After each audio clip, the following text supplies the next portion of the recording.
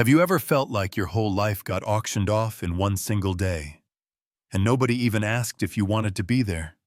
Because that was the day I buried my mother and found out my aunt had literally sold 6 months of my life to a billionaire I'd never met. Yeah, that happened. I still remember the sound of the dirt hitting my mother's coffin, that dull, hollow thud that makes your stomach twist like the earth itself is saying she's not coming back. The sky was this washed-out gray, not dramatic, not cinematic, just tired like me. People were murmuring cheap condolences, hugging me, saying things like, "She's in a better place now," while my brain kept screaming, "I want her here actually." And then there was my Aunt Mabel. If fake sympathy had a perfume, it would smell exactly like her that day. Too sweet, too heavy, layered over cigarette smoke and something sour. She wrapped her arms around me in this overdramatic hug, her leopard print sleeve scratching my cheek, and whispered, "Don't you worry, baby. Your auntie's gonna take care of everything. The rent, the bills, all of it. You just grieve, all right." I wanted to believe her so bad. I was exhausted, empty, running on fumes and raw grief. So I nodded, let her lead me away from the grave, thinking, okay, I'm not alone, at least I have her. I had no idea that by sunset she'd already put a price on me. Back at our tiny apartment, everything felt wrong.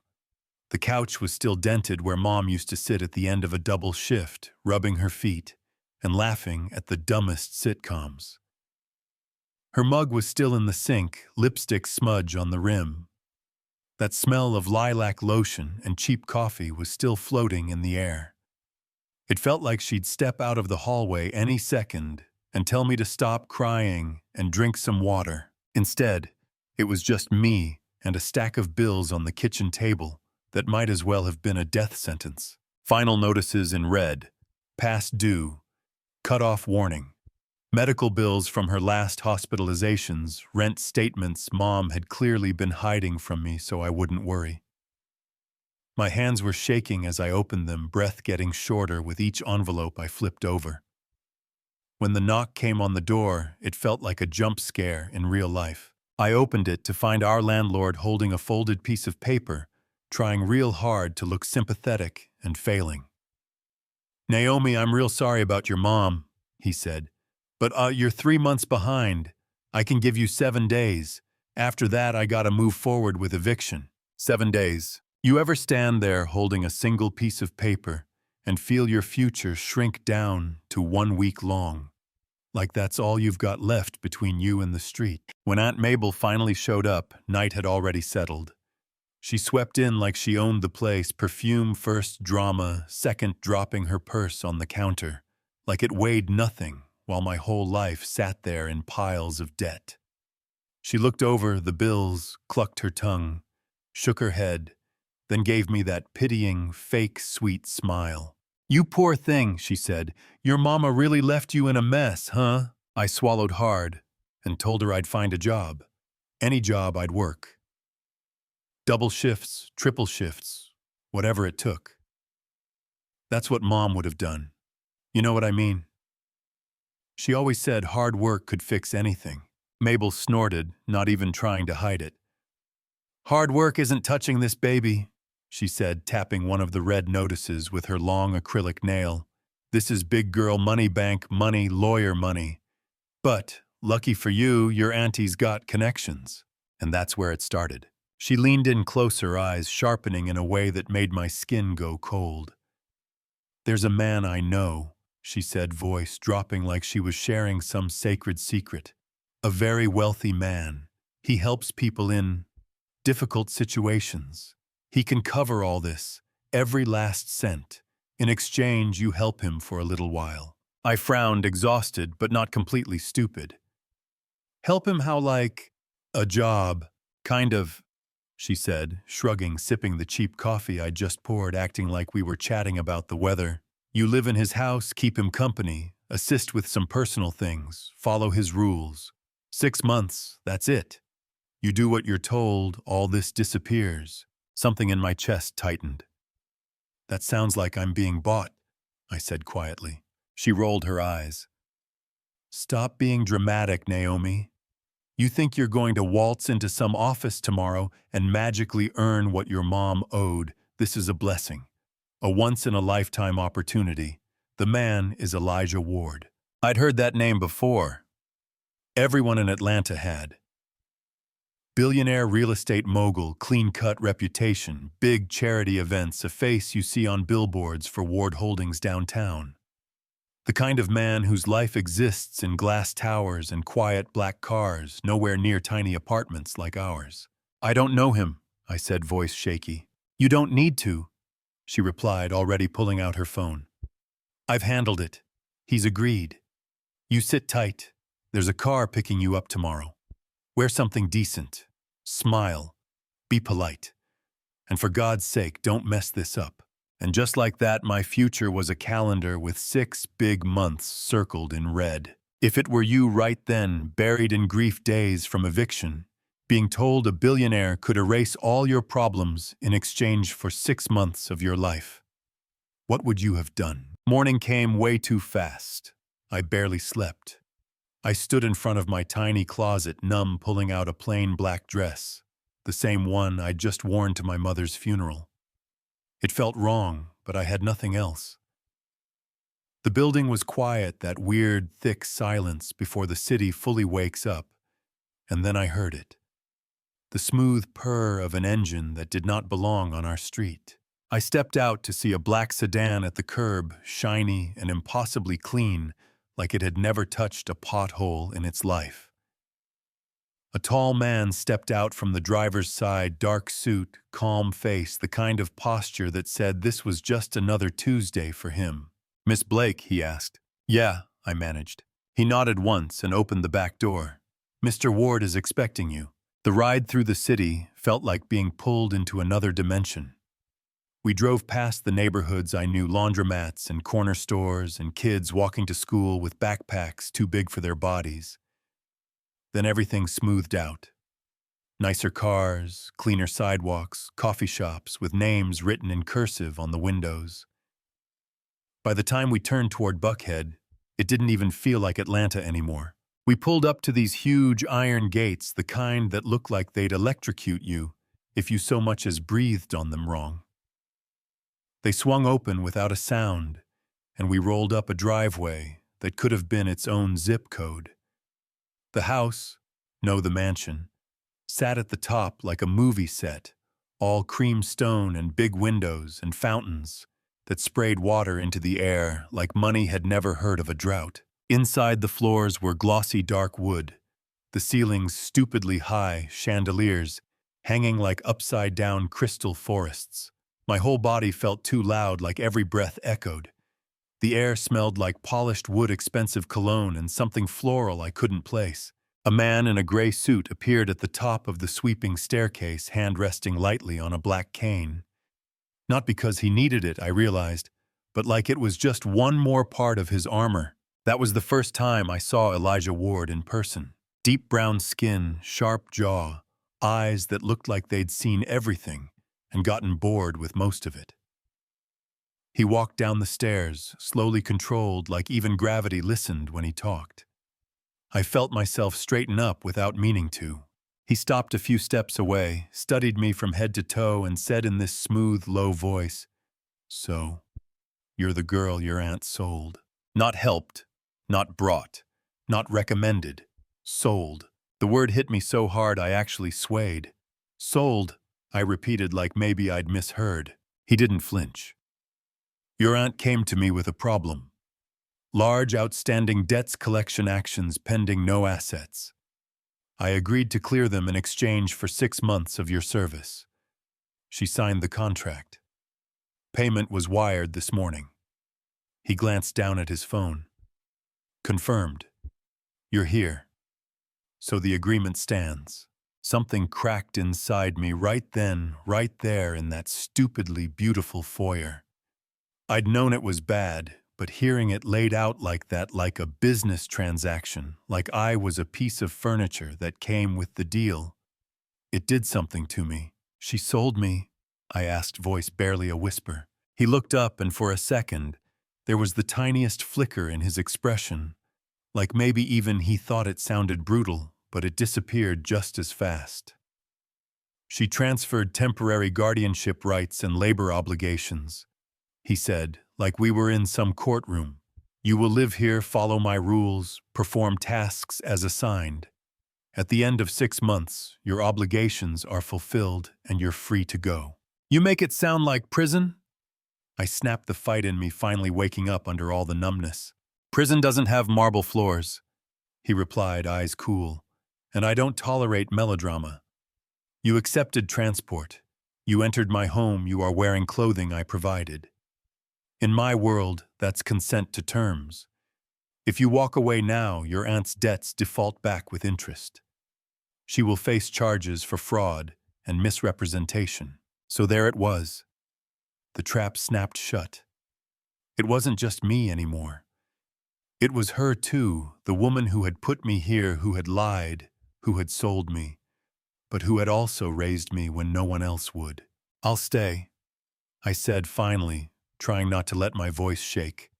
I'll do your 6 months, but I'm not your property. His jaw tightened just a little. We'll see, he said quietly, then turned to the housekeeper waiting nearby. Mrs. Daniels, show Miss Blake to her room.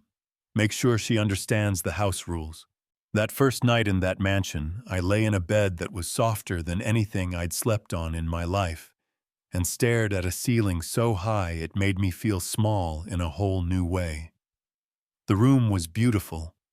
Neutral tones, big windows, furniture that probably cost more than our old car. But it didn't feel like mine. It felt like a very pretty cage. The rules were simple and strict.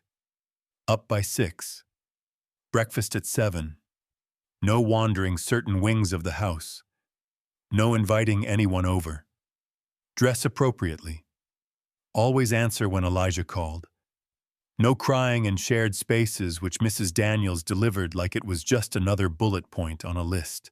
I'm sorry, I said confused. No crying. Mr. Ward doesn't tolerate emotional displays, she said stiffly. He believes in handling feelings privately. Right, feelings. Those inconvenient things. You ever be in a place that has everything money can buy and feel more alone than in the tiniest, messiest apartment in the world? The only person who felt remotely human in that house at first was Caleb, the driver. I found him in the kitchen one night when I couldn't sleep, leaning against the counter, stirring sugar into his coffee. Warm brown eyes, easy smile, the kind of presence that makes a room feel softer. You must be Naomi, he said. I'm Caleb. You settling in okay? Define okay, I muttered, then winced. Sorry, that was rude. He laughed, shook his head. No, it was honest. This place can be a lot. A lot was an understatement, but I just nodded. Caleb lowered his voice, glancing toward the door. Listen, Mr. Ward, he's intense, yeah, but he's not a monster. Been through some things most folks don't know about. He keeps people at arm's length because it's what he learned. Just don't take his tone personal, all right? Kind of hard not to when you get told you were bought, I said, trying to joke, failing halfway. Caleb's face shifted, sympathy creeping in. Yeah, that part wasn't right, he admitted. But I've seen him help people too. Not everything is what it looks like up front. At the time, I didn't believe him. At the time, Elijah was just the man who owned my bills and my next 6 months. Then the storm came, not the emotional one, the literal one. A few nights later, the sky opened up like it was trying to drown the city. Thunder rolled so loud, it shook the windows. Lightning kept lighting up the gardens like camera flashes. I couldn't sleep. Thunderstorms had always freaked me out, even as a kid. Something about that feeling of being so small under that much noise. Power flickered and went out for a second. Then the generator kicked in, humming beneath the floors. I got up barefoot on cold wood and started roaming the hallways with this little emergency flashlight I'd found in a drawer. The house looked different, like that, shadows stretching in weird ways, corners darker than they should be. As I passed the entrance to one of the off-limits wings, I noticed something. A thin stripe of light under a closed door. I probably should have kept walking, Honestly, I know I should have, but grief and insomnia make you do dumb things, you know what I mean. I pushed the door open just a crack. There he was. Elijah sat at a black grand piano in the middle of what used to be a formal sitting room, lit by a single old-fashioned lamp. Jacket-off sleeves rolled up, head-bent fingers resting on the keys. On top of the piano was a framed photograph of a woman.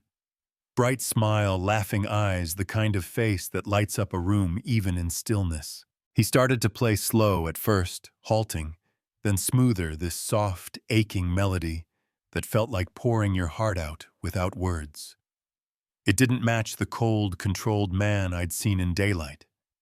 It sounded like someone who'd lost something they didn't know how to live without. I stepped back, suddenly feeling like I was intruding on something too private. The floor creaked anyway. His shoulders stiffened. "Enjoying the show, Miss Blake?" His voice came quiet but sharp. I froze, then slowly pushed the door open a bit more. "Sorry," I said. Power flickered. I saw the light. I wasn't trying to. "I'll go." "Wait," he said. Just that one word, but something in his tone made me stop. He turned slightly, the lamplight catching in his eyes. "She loved storms," he said, nodding at the photograph. "Said thunder made her feel like the sky was alive. I hated them even then. Now I tolerate them less." "She was your wife?" I asked gently. He nodded once. "Was. Emily. She died in a car accident 3 years ago.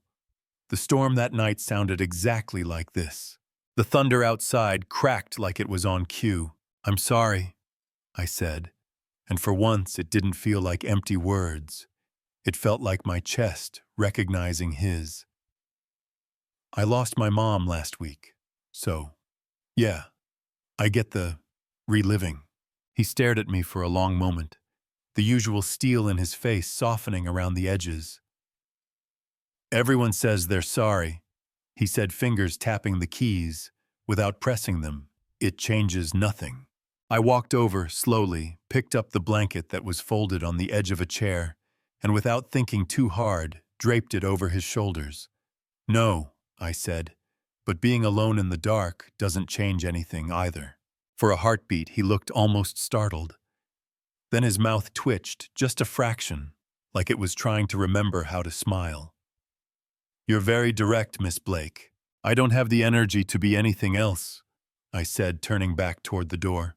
"Go to bed," he murmured, voice lower now. "This storm will pass." That night was the first time I thought, there's a person under all that armor. The next few weeks were this strange dance between us. Distance and tiny closeness rules in these small, unplanned moments where the guard slipped. He was always in motion, always working, always on the phone in meetings, reading reports, moving numbers and buildings and people like chess pieces. But every now and then, something cracked. A laugh at a joke I made a moment, where he actually listened when I talked about my mom, a quiet thank you, when I handed him coffee the exact way he liked it. One morning, his assistant Jace burst into the breakfast room with a stack of folders, blonde hair, a mess tie halfway done, talking almost before he cleared the doorway.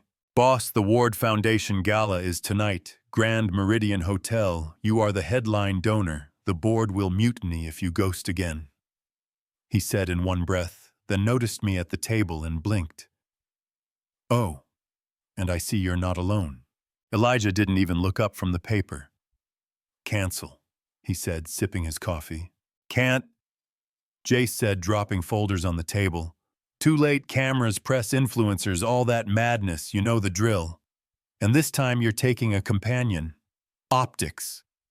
He glanced at me again, then smirked. "Perfect. She'll do. She has a name," I said, raising an eyebrow. Jace grinned. "I like her. That's how I ended up in a silver gown that felt way too expensive for my skin, standing in front of a full-length mirror in a room that used to be a storage closet, while Mrs. Daniels fussed with my hair like she'd been waiting years to get her hands on someone to dress up. When Elijah showed up in the doorway later, wearing a black tux that fit like it had been poured on him, he actually stopped for a second. Eyes ran from my shoes up to my curls, and something unreadable flickered across his face before he masked it. "You clean up well," he said. "That's almost a compliment." I replied, nerves making my voice lighter than I felt. He offered his arm. I took it. And just like that, we walked into a room that wasn't built for people like me. The ballroom was ridiculous. Chandeliers like frozen waterfalls, marble floors polished enough to see your reflection. Waiters carrying trays of champagne like it was water. People turned as we walked in, whispering behind hands, eyes cutting from him to me and back again. Everyone knew him. Nobody knew me. "This is where they decide where the money goes," he murmured close to my ear. "And who gets to pretend they're saving the world?"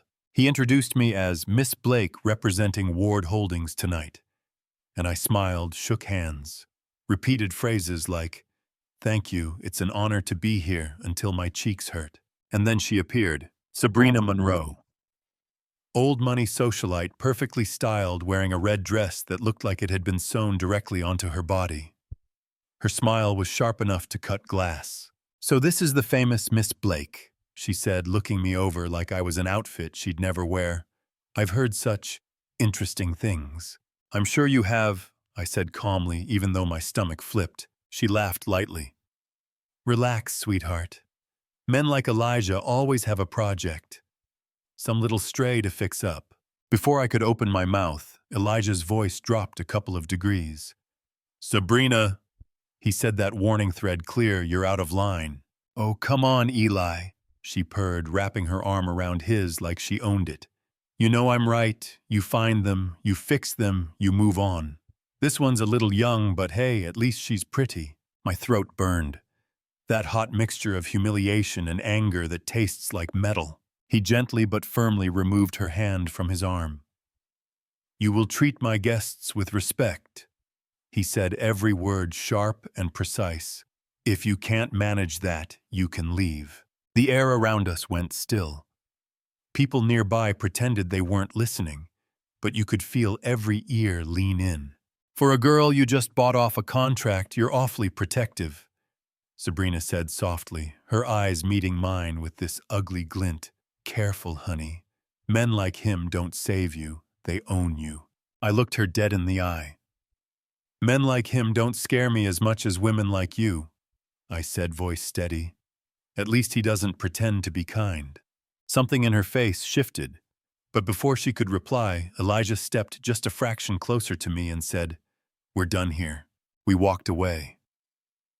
My heart was pounding so hard I could hear it in my ears. I escaped to the balcony as soon as I could, needing air that hadn't been filtered through rich people's gossip. The city stretched out below lights, blinking traffic, humming Atlanta, doing what it always does. Surviving. Elijah joined me a minute later, hands in his pockets, bow tie undone, staring out over the rail. "You handled yourself well," he said quietly. "I almost didn't," I admitted, half laughing, half shaking. "Women like her make me want to throw something." A corner of his mouth lifted. I noticed. We stood there in silence for a bit, breeze cool against my bare shoulders. It felt weirdly peaceful being up there with him, away from the noise. "Why did you defend me back there?" I asked finally. "I mean, I'm just a contract to you, right?" His jaw worked like he was chewing on words. "You're under my protection," he said. "I won't let anyone disrespect what belongs to my house." I winced. "You were doing so well until that last part." He sighed, almost smiled. "You have a way of saying exactly what you think, don't you?" "It's kind of my thing," I said, shrugging. He looked at me, then really looked at me, and for a second, I forgot where we were, forgot the chandeliers and money and whispers. There was something in his expression that felt less like a billionaire studying an asset, and more like a man noticing a woman. Before I could think too much about it, music swelled inside, someone called his name, and just like that, the moment broke. "If you're still with me, don't go anywhere yet. Stick around, because what happened next will blow your mind." A few days after the gala, I was dusting in his study. This dark, perfect room full of books no one seemed to actually read, and awards lined up like soldiers, when something slipped off the shelf. papers scattered. I knelt to grab them, and that's when I saw it. A thin folder, older than the rest, edges worn. My mother's name on the tab. I froze. Every nerve lit up. I opened it with hands suddenly not steady at all. Inside was a copy of her nursing ID, a brief hospital report, and a handwritten note in ink I recognized as his from all the signatures I'd seen on contracts. E. Ward, near drowning incident, Lake Lanier. Resuscitated by Nurse Evelyn Blake. Saved my life. 1998. Never forget. I just sat there on the floor for a second, the world kind of tilting like the universe had decided to play some twisted joke. My mom saved his life. Years before, I was standing in his house before I was ever born. She had given this man back his heartbeat, and he had bought my debt. While I was still trying to wrap my mind around that, the door opened. Elijah walked in talking to someone on his phone, stopped short when he saw the mess on the floor, and his eyes dropped straight to the file in my hands. "You shouldn't be in those," he said sharply, hanging up without even saying goodbye. "It fell," I said, holding the folder up, voice shaking. "I wasn't snooping, I was cleaning. But I need to know. You knew my mother." "Briefly," he said, jaw locked. "She saved your life." I pressed, anger and disbelief rising together. "Why didn't you tell me that? You let me stand in your foyer and hear you say my aunt sold me. You waved that contract in my face, and all that time you knew my mom." His shoulders dropped just a fraction. He sat down behind the desk like his legs needed the help. "I was 17, he said slowly, eyes distant. "I thought I was invincible. I jumped off a boat at night. Drunk currents were stronger than I realized. By the time they pulled me out, I wasn't breathing. Your mother was there. She ignored orders to wait for the paramedics. She did CPR herself. Broken ribs, bruised lungs, but I woke up. She told me never to waste a second chance." He gave a sad, crooked little smile.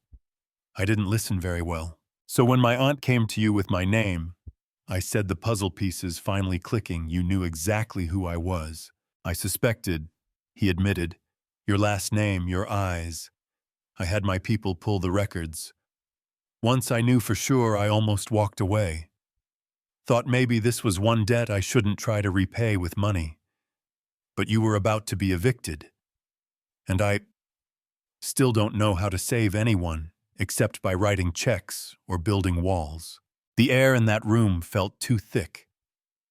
"You didn't save me," I said quietly. "You trapped me." He flinched just a little, and for once didn't argue. "Maybe I did, Sean," he said. "I told myself it was protection, a controlled environment, a chance to repay a life with 6 months of comfort." He shook his head. "I see now how that sounds." That moment right there was the twist that flipped the whole story for me. He wasn't just some random billionaire my aunt had found in a directory of rich suckers. He was someone whose heart my mother had held in her hands, literally, whose life she'd breathed back into. And he had walked around with that memory layered under all his granite and glass long before I stepped into his world. You ever realize that your life has been tangled up with someone else's way before you knew their name? It changes things. Maybe not the facts, but the way they sit in your chest. After that, something shifted between us that neither of us knew how to talk about. He started asking more about my mom, how she laughed, what music she liked, the jokes she told when she was exhausted. I started noticing more about him too. The way he pressed his fingers to his temples when he had a headache. The way his eyes softened when he watched Caleb joke with the staff. The way he always paused at the top of the stairs and looked at the front door for a half second, like he was checking it was still there. One afternoon, he walked past the unused room at the end of the hall and saw me inside, surrounded by fabric scraps and sketches, a tape measure around my neck. "What is all this?" he asked, leaning against the doorframe. "My sanity," I said, grinning a little. "You gave me a room and said do something productive with it. So I did. My mom taught me to sew when I was little. We used to make prom dresses out of old curtains. I guess I just kept going. I held up a half-finished jacket, deep blue clean lines, a cut I'd designed specifically with him in mind. This is for you, actually. His eyebrows rose. For me. You keep wearing those same 3 suits. I teased, it offends my artistic sensibilities. He stepped into the room, ran his fingers over the fabric. You made this from scratch, I said, suddenly shy. He tried it on right there over his shirt, and for a second, the world narrowed down to unclipping pins from the hem and adjusting the lapel. It fit like I'd known his body measurements by heart. Which, let's be honest, at that point I probably did just from looking. You look, I started, then caught myself. Like what? He asked, voice softer than usual. Less like a man constantly running from his ghosts, I said before I could stop myself. More like someone who's allowed to live. The air shifted. We both felt it. Miss Blake. He said my name sounding different on his tongue. You have a gift. So did my mom, I replied. She used hers to bring you back. I'm just trying to make sure hers doesn't die with her. Days later, rain came again, this time gentler, steady, the kind that taps on windows like fingers. We were coming back from a meeting downtown, both tired, both quiet. I stepped out of the car, hit a slick spot on the driveway, and my heel went right out from under me. I grabbed the first thing I could, which happened to be his lapel. He caught me around the waist, one arm strong and steady, pulling me against him. For a second, the world shrank down to rain his hand on my back, my fingers fisted in his jacket, the sound of our breathing. We both laughed a little breathless. Careful, he murmured. You're trouble enough when you're upright. Is that your way of saying thank you for almost taking you down with me? I joked, looking up. Our eyes met. And whatever had been simmering quietly under the surface for weeks just rose. Slowly, like we were both giving ourselves time to back out. He dipped his head. I went up on my toes. His mouth met mine in a kiss that was soft at first, then deeper, layered with too many things to name. Grief, gratitude, fear, anger, relief. It felt like a confession neither of us had meant to say out loud. When we finally broke apart, both breathing a little harder than before, the rain still falling around us like we were in some cliché movie scene, reality rushed back in. That, he started stepping back like he'd touched fire, was a mistake. There it was. Was it? I asked, voice trembling but steady enough because it didn't feel like one. He ran a hand over his face, suddenly looking a lot less like a billionaire and a lot more like a tired man. You don't understand, Naomi, he said, dropping the Miss Blake for once. I buried the woman I loved. I stood over that grave and promised myself I would never, never open that door again. I don't survive losing people. I endure it. That's different. I won't put myself or you through that. I'm not asking you to promise me forever, I whispered. I just don't want to be treated like some problem you're trying to solve, or some contract you regret signing. He looked at me, through me, then retreated back into himself, like watching a door slam. We will not do that again, he said, voice back to its usual steel. This house is complicated enough. And just like that, the soft thing that had been growing between us got shoved into a box and locked. At least that's what he thought. The very next morning at breakfast, Mrs. Daniels brought in an envelope, her face a little paler than usual. This came by courier, she said, setting it down. No label, no return address, just his name in neat black ink. Elijah opened it, scanned the contents, and all the color drained from his face. He slid the photos across to me. There we were on the balcony at the gala, his hand at my back, my head tipped toward him, looking a lot more intimate than it had felt in the moment. There we were in the rain, that almost kiss reflected in a window. Blurry, grainy, but obvious enough. On top of the stack was a note. How much did you pay this one, Elijah? Some of us are tired of watching you buy your toys and pretend they're charity. Atlanta deserves the truth. SM. Sabrina, of course. Did you tell anyone what happened between us? He asked, voice low and dangerous. Are you serious right now? I shot back, heart racing. Of course not. Then how did she get these? He demanded. My staff knows better than to cross me. Perhaps the girl who arrived here on a debt contract is more flexible. That hurt. Deep. You really think I'd sell you out for money? I said, anger flushing hot in my chest. After everything I've told you, everything you know about my mom, about what your life meant to her, I think people do desperate things when they feel trapped, he replied coldly. Your aunt already proved what your family is capable of. That is low, I whispered, vision blurring, even for you. I deal in facts, not emotions, he said like it was some kind of virtue. Fact. I pushed my chair back so hard it scraped. You kissed me.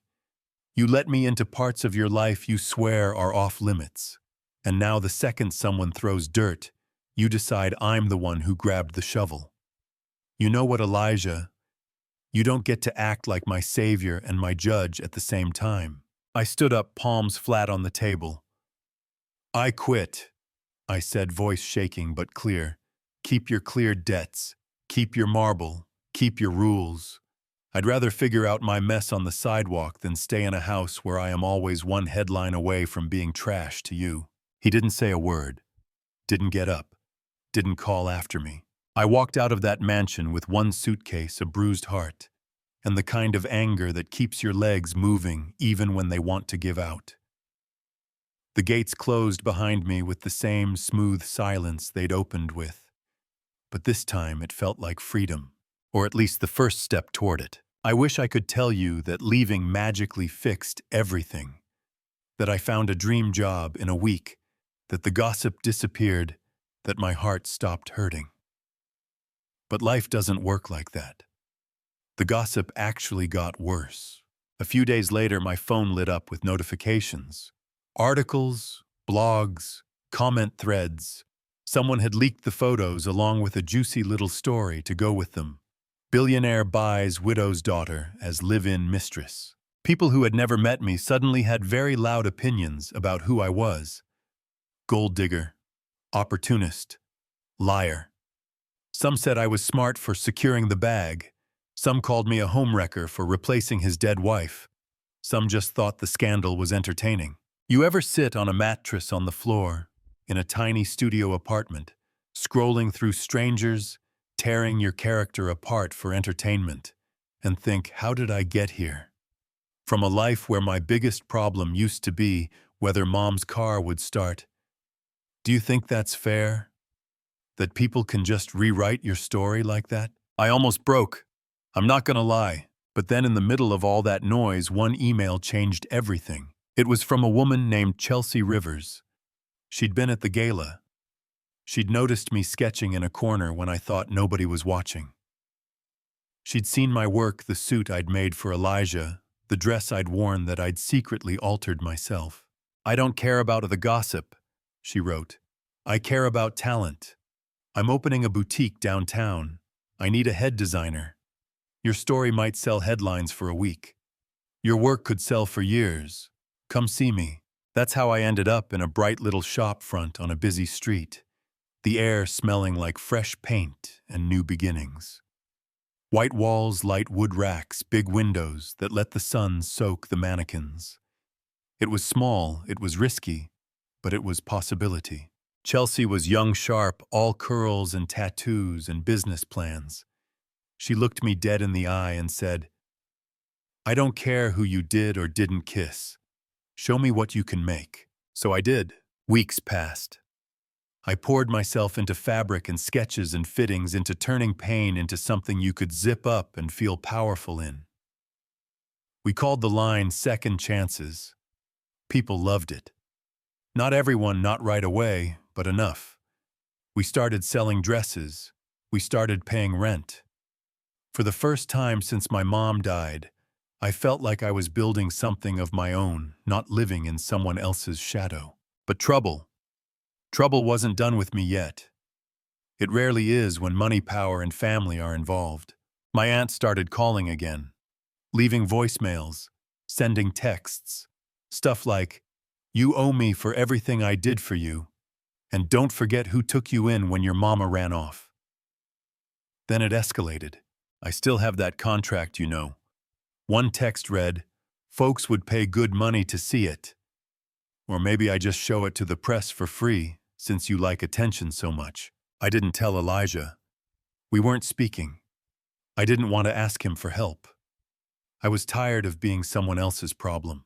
So I met her. It was a little cafe on Edgewood chipped tables, decent coffee, the kind of place where nobody looks too hard at anyone else's business. She walked in wearing that same old leopard print, shaking rain off her umbrella, sliding into the booth across from me with a smirk. "Well, well," she said. "Look at you, fancy designer now. Should have thanked me, you know. If I hadn't brought you to that man, you'd still be stuck in that roach nest." I stared at her, this woman, who had signed my life away like it was a permission slip. "You didn't bring me to him," I said, voice low. "You sold me to him. There's a difference." She waved that off. "Semantics. Point is, I opened doors for you. You owe me. 5 million should do it." I almost laughed. $5 million, I repeated. "You're out of your mind. You're with a billionaire, aren't you?" she said, eyes narrowing. "Don't play dumb. He'll pay to keep that contract from going public, to keep that little scandal of yours from getting worse. Or maybe I leak it and watch your new business burn right down with his stock prices." She thought she had me cornered. She thought I was still that girl standing by a coffin with no options. What she didn't know was that Chelsea had helped me talk to a lawyer just enough to know where the landmines really were. And what she really didn't know was that my number had been handed over to someone else, too. Someone with his own reasons to hate Elijah. Vincent Hale, Elijah's cousin. The one who thought he deserved the life Elijah had built, the one who'd been quietly sabotaging him from the shadows for years. Vincent had found my aunt before I even left the mansion, fed her ideas, nudged her to push harder, all because he saw me as a useful pressure point. Mabel thought she was playing checkers. Vincent was playing chess. I leaned in, met her gaze with all the anger and clarity those last months had carved into me. "You want to talk about burning things down?" I said. "The detectives handling the boutique fire would love to hear about how you were spotted on a traffic cam on that street 15 minutes before the flames started. You keep threatening me, I hand them everything. And I tell them which bitter cousin's name keeps popping up in your calls." Her face drained of color. She hadn't known I knew about the fire investigation. "You're bluffing," she spat. "Try me," I said, dropping an envelope on the table. "That's everything I have saved. It's not 5 million, it's barely 5,000, but it's the last penny you'll ever see from me. You walk away, you never call me again, you pretend you never had a niece. Or you keep pushing and you find out what it feels like to be the one everyone's talking about on the internet." I walked out before she could answer, heart hammering so hard it hurt, hands shaking, but my spine straighter than it had been in months. I didn't see the man at the corner table, the one pretending to read the paper, snapping a picture of us with his phone. I didn't know until later that it was Vincent, that he sent that photo to someone he shouldn't have, that he decided if he couldn't control me, he'd destroy me and Elijah both. The night of the fire started out ordinary, too ordinary. The boutique smelled like steamed fabric and coffee. Chelsea had gone to pick up takeout. I stayed late to finish a hem for a client who'd finally saved up enough to buy a custom dress. Music was playing low on the speaker, some old R&B track my mom would have swayed to in the kitchen. Then I smelled it. Not the sweet, familiar scent of pressed fabric. Something harsh, chemical wrong. I walked toward the back, frowning, and saw it. Smoke, thin and gray at first, leaking under the storage room door. I opened it and got hit with a wave of heat that made my eyes water. Flames were already climbing the wall, licking at bolts of fabric like they'd been hungry for it. I grabbed the fire extinguisher, started spraying. Coughing, yelling into the phone for the 911 operator, who kept saying, "Stay calm, help is on the way." The fire moved too fast. The exit and back was blocked. The front door was a wall of thick black smoke. For a second, I really thought, this is it. After everything, this is where it ends, in the place that finally felt like mine. What I didn't know was that across town, an alert had pinged on Elijah's phone. Building fire reported at Blake Atelier. He had quietly purchased the building in Chelsea's name weeks before and put it on his security network without telling me, like some kind of invisible guardian. He saw my boutique's name on that alert and didn't think he just moved. Out of his chair into his car, driving faster than was smart, ignoring calls, ignoring traffic. He got there before the second truck, before the crowd fully formed, before caution tape went up. The street was chaos. Sirens shouting, smoke pouring out of the windows. A firefighter tried to hold him back. "Sir, you can't go in, it's not safe." "There is someone in there," he shouted, eyes wild in a way I'd never seen. "Her name is Naomi Blake. I'm not leaving without her." He wrapped his jacket around his face, ducked under the tape, and ran into hell. Inside, the heat was like hitting a wall. He called my name over and over, voice hoarse, stumbling past racks he'd funded, mannequins melting into weird shapes. I heard him through the roar and the crackle, through my own coughing, and I swear for a second I thought I was just imagining it. Then he was there, out of the smoke, eyes, red hand closing around my wrist.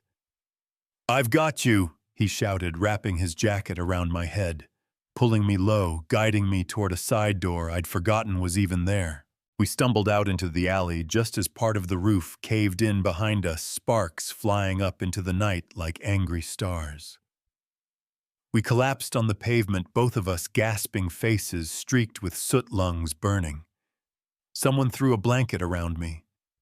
Someone else started bandaging his arm where the fire had kissed it. I grabbed his uninjured hand, with both of mine, tears mixing with ash.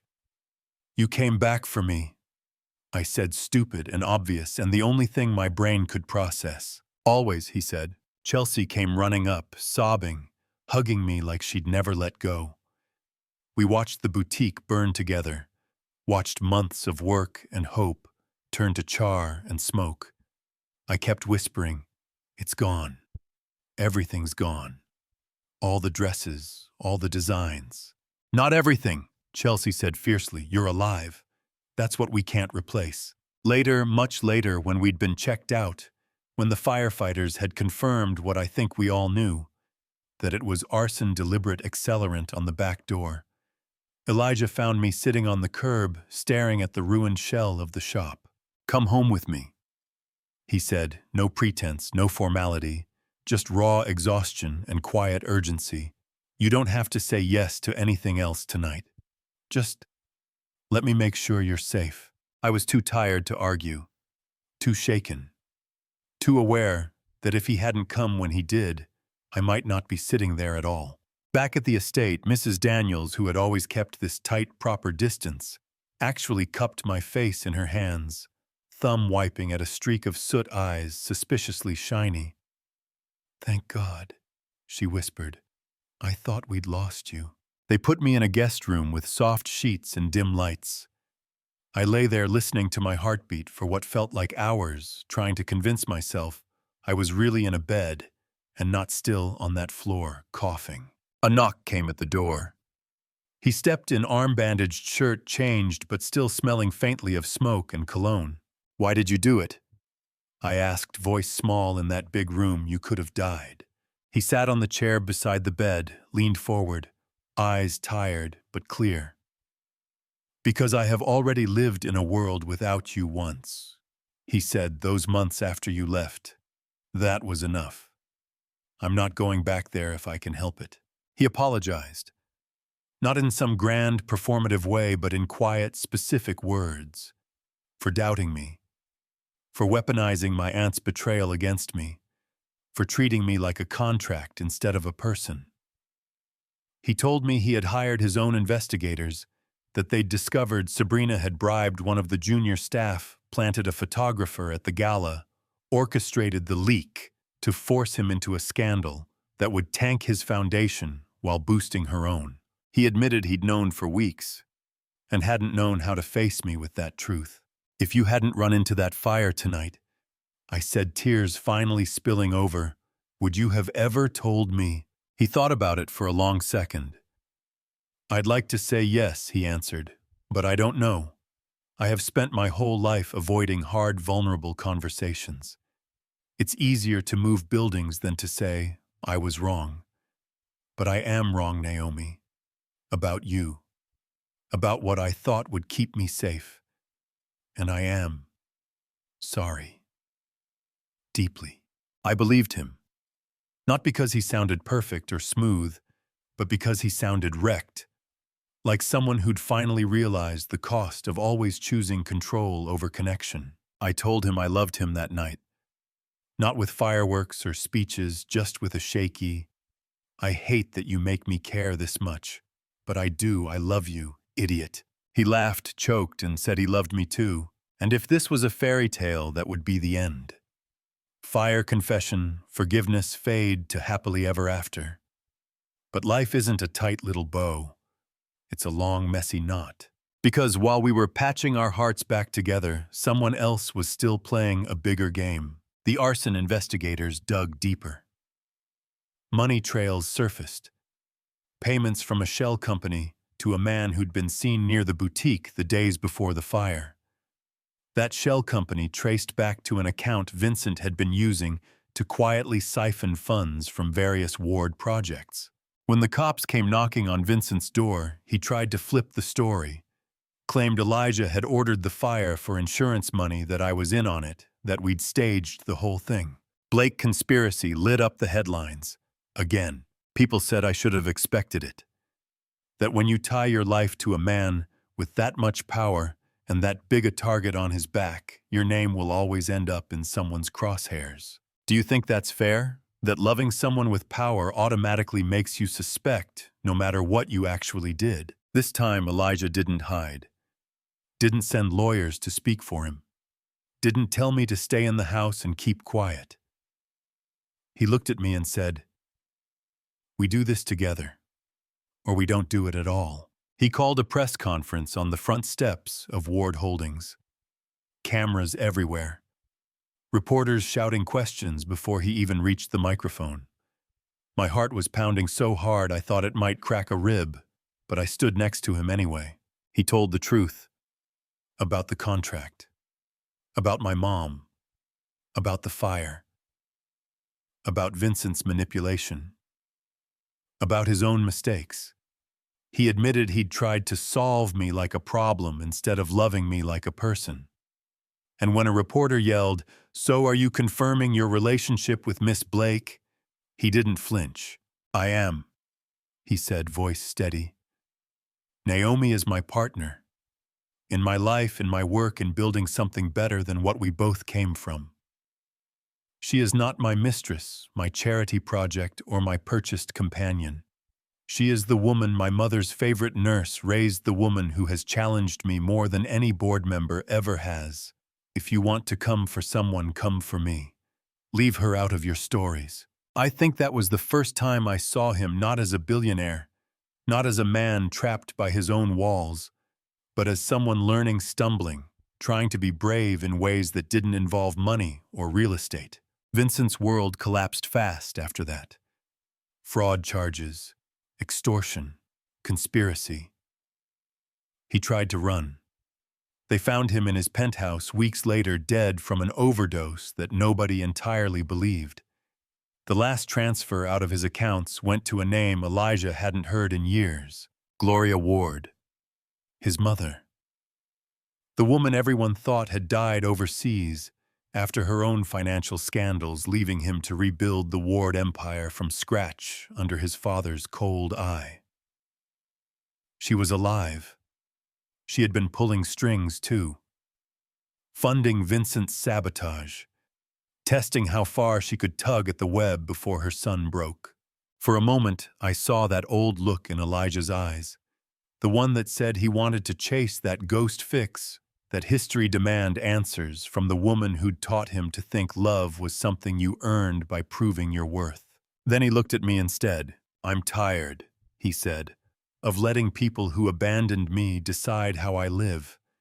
She made her choices. I'm making mine. I choose you. I choose us.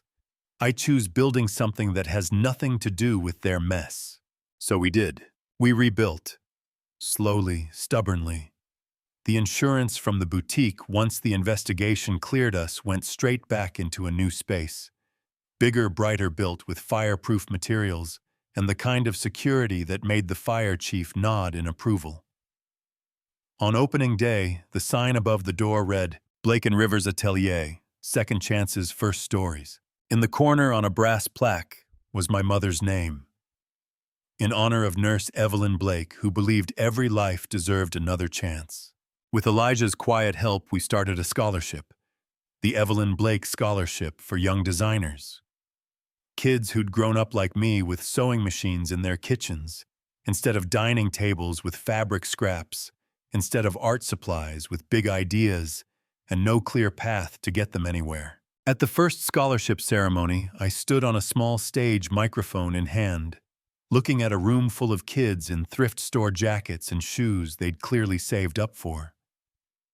My voice trembled for a second, then found its rhythm. I was one of you. I told them, piecing dresses together out of old curtains, sketching gowns in the margins of my homework, thinking nobody like me ever got into the rooms where fashion decisions were made. I was wrong. You belong in those rooms. This scholarship isn't charity.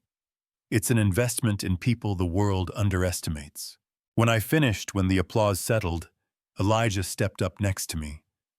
I thought he was going to give some kind of corporate speech. He didn't.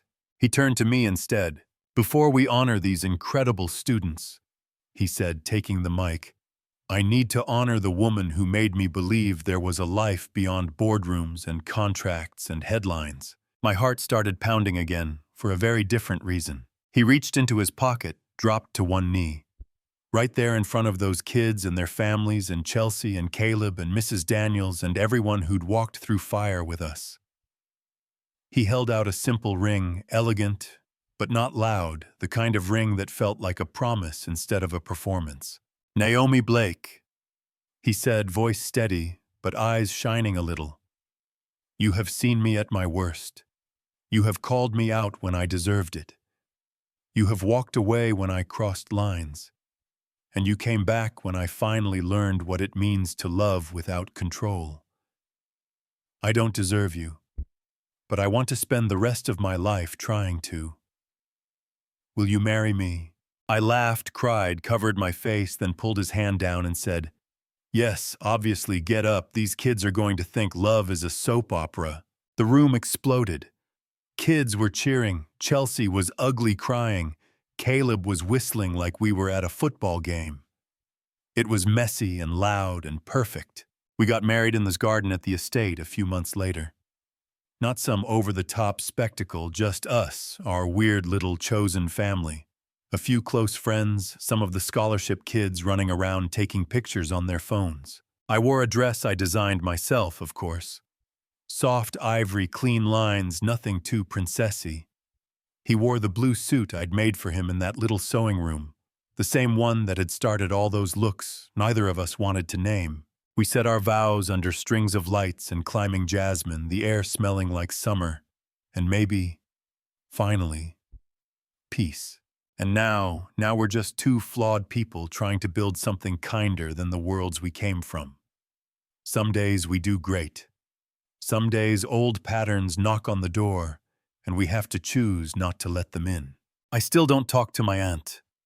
She sends letters from prison sometimes, blaming me, apologizing, begging, accusing. I've thrown away more envelopes than I can count. I don't know if I'll ever be ready to read them. So let me ask you this for real, because I know some of you have been there in your own way.